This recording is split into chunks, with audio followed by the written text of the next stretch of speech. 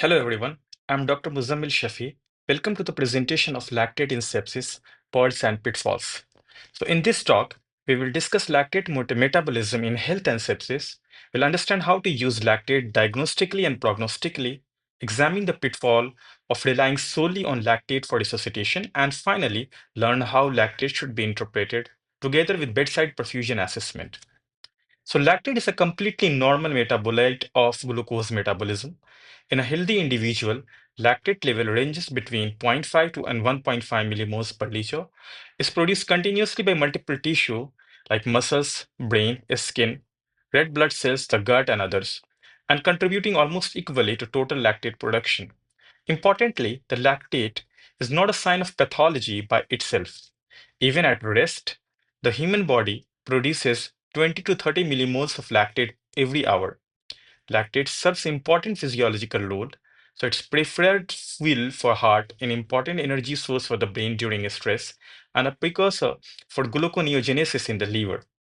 It also participates in energy shuttling system such as Cody cycle, and we'll be discussing about that later on. So lactate is not a waste product, it's an essential metabolic fuel. This slide illustrates how normal glucose metabolism happens under healthy condition.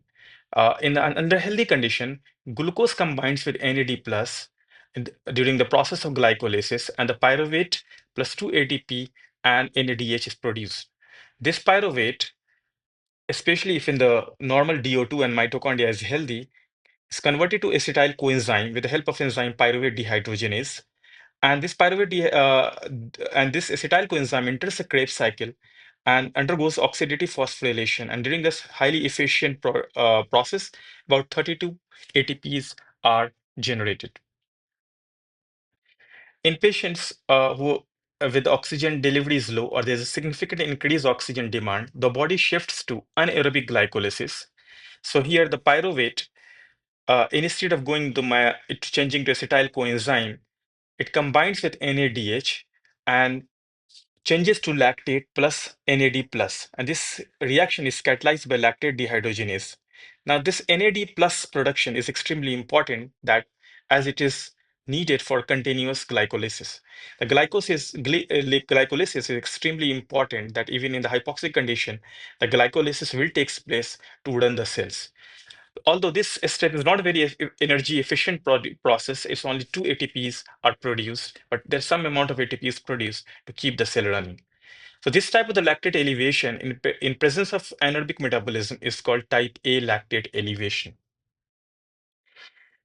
In sepsis, lactate elevation may also occur even when the oxygen delivery is normal.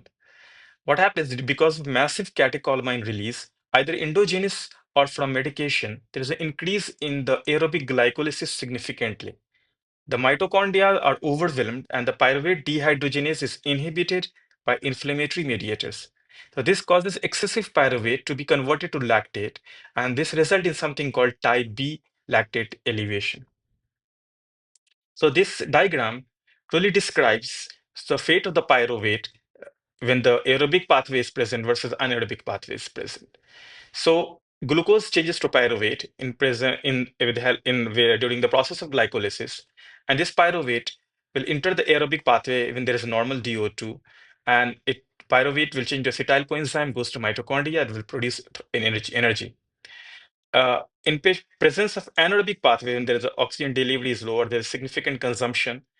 The type A lactate will be elevated because pyruvate gets converted to lactate, and this is called type A lactate elevation. And this type of the lactate is a marker of hypoperfusion. Uh, there's something called stress pathway when in patients of sepsis or increased catecholamines, this lactate elevation happens despite of adequate oxygen. And this type of the lactate elevation is happening because of aerobic glycolysis, and this is simply a marker of metabolic stress. There's another slide. This slide clarifies a common misconception that what we measured in the blood is basically a lactate level. It's not a lactic acid. At physiological pH, the lactic acid dissociates completely into lactate and hydrogen ion. So when we are interpreting blood lactates, remember we are measuring it's an anion lactate and not lactic acid itself. So the lactic acid is a weak acid, which is only found when the lactate will combine with another H plus ion, then only the lactic acidosis will happen.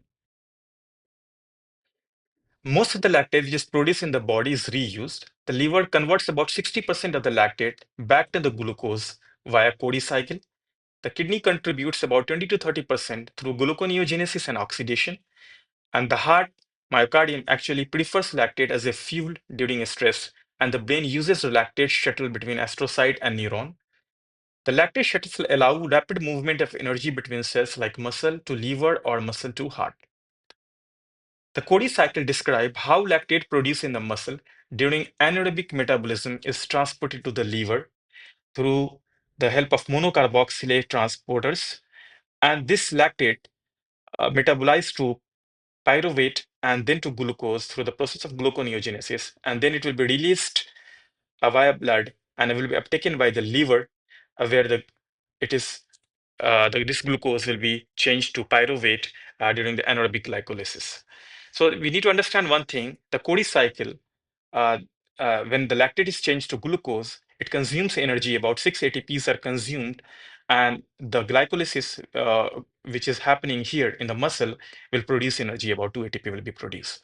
So what basically Cody cycle does, it maintains energy production during anaerobic condition, and it also prevents the dangerous lactate accumulation. So lactate should be understood as an energy currency, as during stress, exercise, and sepsis, lactate become an essential oxidative fuel for multiple tissues, especially the heart and brain. And elevated lactate does not always imply hypoxia. It may simply reflect increase in the metabolic activity. So increased elevation in the lactate can result from multiple mechanisms, right from the tissue hypoperfusion or hypoxia to the other causes as we described earlier. So the type A lactate elevation primarily happens because of hypoxia and tissue hypoperfusion. So it will be seen in the various types of the shock states in severe anemia, hypoxia, respiratory failure, global or regional ischemia. And type B lactic acidosis, which happens because of uh, non-hypoxic causes. So it can be because of underlying diseases like liver failure, renal failure because of decrease in the clearance in patients of malignancies like leukemia and lymphoma, when the tumor cells change their metabolism towards aerobic glycolysis, something called Warburg's metabolism. Now, can also be seen in thiamine deficiency, decay, and mitochondrial disorders. The various drugs which are commonly responsible in ICU settings, we have the propofol as a part of propofol-related infusion syndrome, in linezolid, anti-TB drugs like isoniazid, so antiretroviral drugs. Metformin is a very rare cause. Cyanide as a part of cytotoxic hypoxia when the tissues are not able to utilize oxygen. Salicylate cocaine poisoning, toxic alcohols. The other commonly seen thing in ICU would be the excessive beta 2 administration, like albuterol. Because of aerobic glycolysis. Similarly, with the epinephrine, again, because of aerobic glycolysis, and sometimes can be seen in inborn errors of metabolism like congenital mitochondrial enzyme defects and pyruvate dehydrogenase deficiency. In sepsis, lactate elevation is multifactorial. It may arise from tissue hypoperfusion, inflammatory mediated metabolic shifts, adrenergic stimulation, or impaired clearance. Understanding the mechanism is crucial because high lactate does not always mean shock or cellular hypoxia. Uh, D-lacticosidosis is a very rare cause of the metabolic acidosis. So it is due to the accumulation of D-lactate, which is not detected in a standard lactate test. It occurs mainly in patient who was in short bowel syndrome or was an intestinal bypass. So in this patient, the malabsorbed carbohydrates reaches a colon where the bacteria ferment them to produce D-lactate. A small bowel bacterial overgrowth worsens this process, and episodes are often triggered by high carbohydrate meals, antibiotics, or rapid intestinal transit.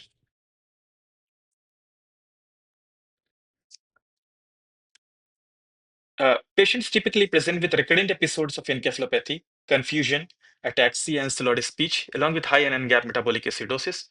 Standard L-lactate levels are usually normal, as the D-lactate, which is an enantiomer of the lactate, is not measured by the standard lactate assessment, only measure the L-lactate level. And a short a history of short bowel syndrome is very crucial in these patients. So, diagnosis require a dedicated serum D lactate assay, most of the time which is not available. Additional workup include ABG, electrolytes for an AND gap, and evaluation of bacterial overgrowth. Consider D-lactic acidosis when the acidosis persists, but L-lactate levels are unexpectedly normal. The management includes reducing carbohydrate intake, treating bacterial overgrowth with antibiotics such as metronidazole or rifaximin, and correct acidosis with IV fluid or bicarbonate if it is severe. Long-term management emphasizes the dietary modification and optimizing the gut transit. One important limitation of lactate is it's a lagging indicator for tissue perfusion. So lactate levels changes slowly and sometimes takes hours. So a patient may remain hyperlactatemic even after adequate resuscitation. Therefore, lactate should be interpreted along with other bedside perfusion markers such as capillary fill time, SCVO2, delta PCO2 gap, MAP urine output, and mottling score. And we will discuss about these tissue hyperperfusion assessment later on. Studies by the Hernandez and colleague, which is basically Andromeda shock trial, it compared CRT-guided resuscitation with lactate-guided resuscitation strategy, and what they saw that CRT-guided resuscitation is associated with towards lower mortality, although it was not statistically significant. Importantly, lactate-targeted group received significantly more fluid, increasing the risk of over-resuscitation and what we commonly described as lactato-bolus reflex, that whenever the lactate is elevated, we itch to give the IV fluid to these patients. There are numerous studies which confirms that lactate is a strong predictor of mortality in sepsis. The values above 4 millimoles carry very high mortality risk, and persistent lactatemia, hyperlactatemia, is a strong predictor than a single elevated value. A lactate clearance of at least 10% within 2 to 6 hours is associated with improved outcome, as it was shown by the Jones study. So, what is the current use of the lactate in sepsis? According to Surviving Sepsis Guideline of 2021, it emphasizes that early lactate measurement should be done in all patients with suspected sepsis or septic shock because it's a part of sepsis 3 definition. If lactate is elevated above 2 millimoles, then repeat measurement is advised. And the serial lactate monitoring can be used to guide resuscitation, but this is a weak recommendation based on low quality evidence. During acute resuscitation, serum lactate levels should be interpreted considering the clinical context and other causes of elevated lactate must be sought. There can be various framework that you can approach about the elevated lactate in sepsis. So this is one such framework in which the elevated lactate level, whenever it is present to more than 2 millimoles, always try to rule out the other possible causes of the lactate, right from the seizure to ischemia to intoxication to lymphoma. And if they are present, then act accordingly. But if the initial lactate level is elevated and you have to have no other explanation for that, think of SCVO2. If a CO2 value is low and after optimizing the SCVO2, lactate is decreasing, maybe it's because of tissue hypoperfusion. But if it is elevated, try to measure the other methods of the perfusion like PCO2. And if the delta PCO2 gap is elevated, that most likely it is because of hyperperfusion, and you can correct and check for this. One such tool that we can utilize nowadays, it is use of the CRT-based algorithm. CRT is a very simple test and can be done very quickly at the bedside. And the most important thing is that it reflects the treatment changes. So that means any treatment you are changing and you're resuscitating, giving fluid or inotrop or vasopressors, the CRT can change very quickly within the 15 to 30 minutes. So it is easily reproducible. So you can use any method, but it's important not only to rely on high lactate for considering as a tissue hyperperfusion. So in summary, uh, lactate is a normal metabolic fuel. It's not just a marker of hypoxia. In sepsis, elevation often results from increased glycolysis and impaired clearance. Trends are more important than a single value. Also, and lactate-guided resuscitation has a limitation and sometimes can lead to over-resuscitation and increase in the mortality. So, integrating lactate with multimodal perfusion markers is essential for safe and effective management of the patient and decreasing the mortality. Thank you very much. So this ends the presentation. If you have any question, you can email me.